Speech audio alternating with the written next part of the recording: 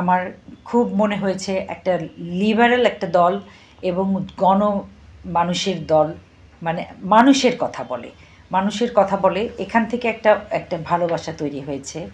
যে ভালোবাসাটাকে আমি অন্ধ ভালোবাসায় বিশ্বাসী না, আমি চোখ খুলে সব কিছু দেখি, কিন্তু আমি আমার দলকে খুব ভালোবাসি। যে প্রেম স্বর্গ থেকে এসে জীবনী অমর হয়ে রয়, যে প্রেম স্বর্গ থেকে এসে জীবনী অমর হয়ে রয়, সেই প্রেম আমাকে দিও, জেনে নিও